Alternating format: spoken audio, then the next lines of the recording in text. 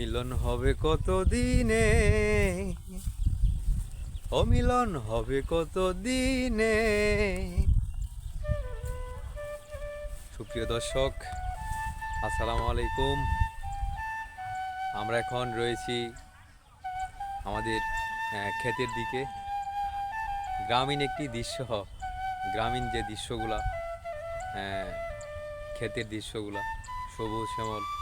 যারা আসলে গ্রাম থেকে বাহিরে থাকে, শহরে বা দূর প্রবাসে, তারা আসলে গ্রামের যে ফিলগুলা, এই সময়গুলো অনেক মিস করে। এটা হইতেছে গ্রামের একটি ভালো দিক বলা চলে। তো আজকে আমরা দুজন মিলে যে আমাদের যে ক্ষেত রয়েছে, মাঠে একটা জমি খালি আছে, খালি পড়ে আছে, সেখানে আমরা একটু ভিন্নভাবে একটু আয়োজন করব, গ্রামীণ টাইপের। অবশ্যই আপনাদের ভালো লাগবে।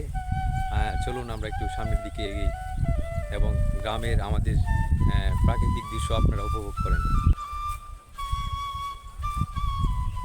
আমার পাশেই যে ক্ষেতগুলো দেখতে পাচ্ছেন, এগুলো হচ্ছে তুলসীমালা ধানের গাছ। তো যাই হোক, তুলসীমালা ধানের কাছে আসলেই বা গাছের কাছে আসলেই যে অন্যরকম একটা অনুভূতি, একটা সুগন্ধি বের হয়, সেটা আসলে আমি খুব কাছ থেকে অনুভব করছি।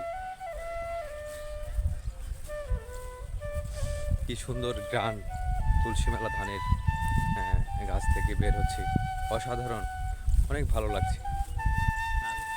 অনেক সুন্দর একটি প্লেস।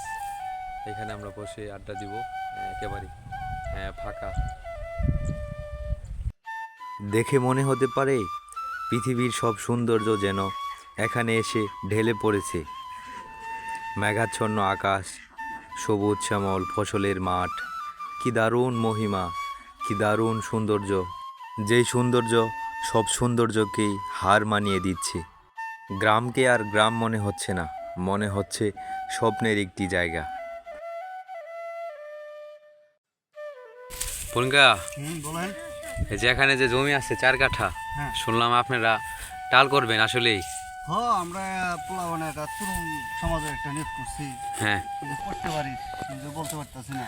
তো এখানে কি লাগাইতে চাইতেছেন?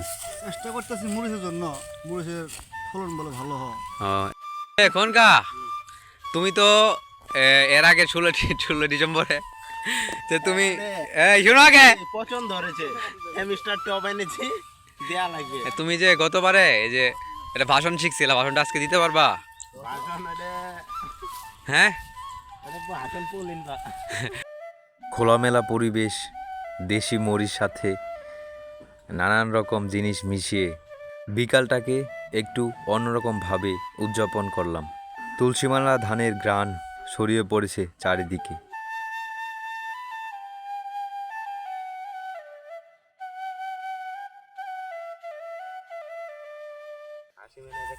জায়েদ, জায়েদ, কি খবর? একটা গান বলো।